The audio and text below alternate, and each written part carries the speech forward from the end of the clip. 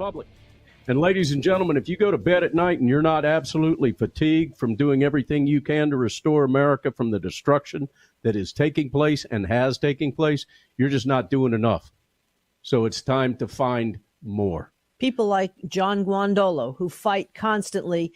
Again, a graduate of the Naval Academy. He joined the FBI, also had a FBI, actually a career in narcotics there, then began an assignment to the Counterterrorism Division of the FBI's Washington field office, developing an expertise in the Muslim Brotherhood, Islamic doctrine, the global Islamic movement, and terrorist organizations, including Hamas, Al-Qaeda, and others. You've seen him on all the major news channels.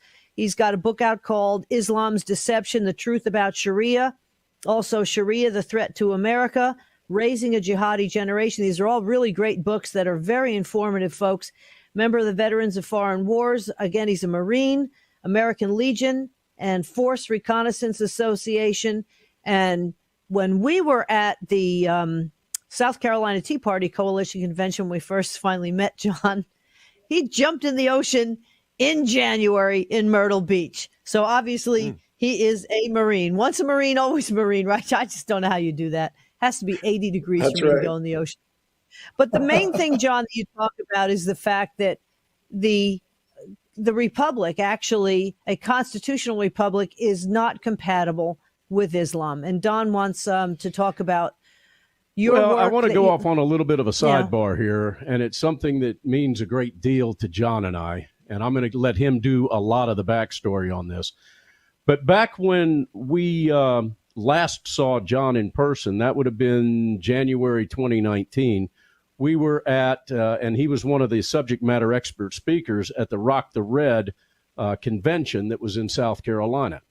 And we had an opportunity, anytime we do these types of conventions, it's a great 2 to 3 days for us to be able to really spend some quality time with people that we spend the rest of the year on the air with.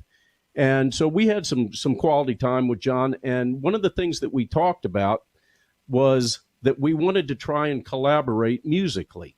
We both do music as a hobby and as a way to get away from some of the negativity of the world.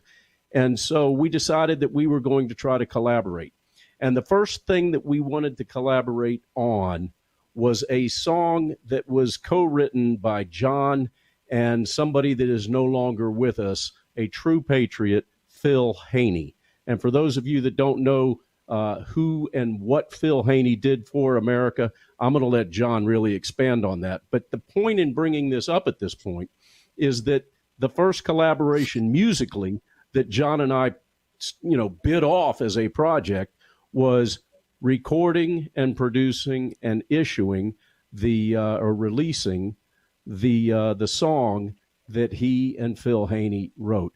And we're going to play that song for you. It's a short one. It's only just under 3 minutes long, but it means the absolute world to John and I and to Phil, and as well as some of our mutual friends like Claire Lopez, who had a chance to listen to that song as well, John.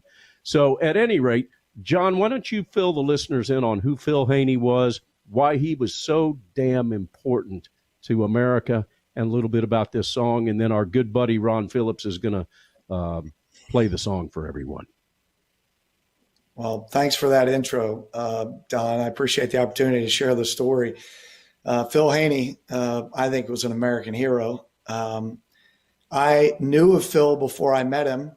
I was working with some guys in D.C. that reached out and said, hey, there's a guy at DHS that has been doing similar work that you're doing, but here's what he's looked at it from the Tablighi Jamaat line. But the point is, he was one of the first employees of the new DHS, and he worked in the airport, and he became really good at interviewing people when they got pulled out for secondary, and primarily Islamic jihadis.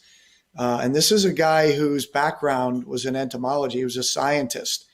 And so he approached everything from a scientific method. And he interviewed people and drew information, did his research, and put together massive cases and input over 800 names of individuals who were a part of this hostile network into the database, which leaders of DHS ended up unlawfully removing. but still they haven't been prosecuted for that. But to the point, Phil was awarded for his incredible efforts. And I can tell you, doing this kind of work, the work he did was invaluable. So I first met him when I invited him. I spoke to him on the phone, and then we invited him up. We were doing one of our Train the Trainer programs, and he came to the last night dinner. And then he actually came up when we were doing one at one of our secluded venues, and he actually sat through the program. And of course, he added a lot to it. So Phil and I became great friends, and we've been doing our training around the country when it was possible. We'd call Phil and say, hey, come on in. Like to let you speak. And we've got a segment. When he was available, he did. And we also went on a trip to Israel together. And that was awesome. But we played both here domestically. Anytime we were together, he and I were playing and collaborating and just sharing songs and stuff. He wrote poetry and wrote songs, which is different.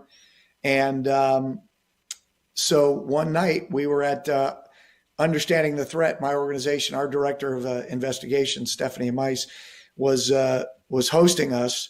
And he and I were sitting there in her kitchen, and we started putting together this song. And it really is a song about the work we do, but also our hopefulness that we're actually going to win the war. And so the song is actually meant to be upbeat. The lyrics can be a little serious, but I loved it, and we recorded it together. And thankfully, Don, I'm grateful that you agreed to help both play on the song and help produce the song, because it is. I like the way it turned out, and I'm sure Phil is smiling down on it. I hope so. So sure he is. The liner notes on the song, ladies and gentlemen, is that this was written by Phil Haney and John Guandolo. All of the lyrics were written between the two of them. If I recall correctly, they were all sung by John. The harmony vocals sung by John. The acoustic guitar sung by or played by John. And then I had it easy. All I had to do was come in and do drums and keyboards and guitar and bass. So the trick in doing a song long distance like that is you don't have somebody sitting next to you going, oh, I like that, or I don't like that, or can you do this differently, or can you change the way you do this?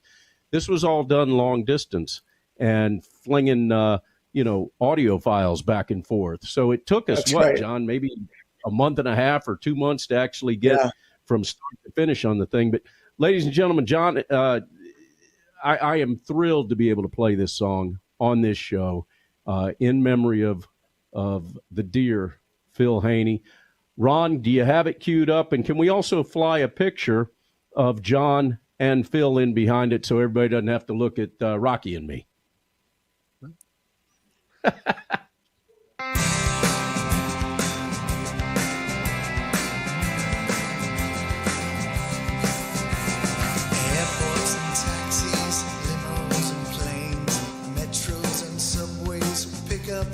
Trains out on the road, we're at it again.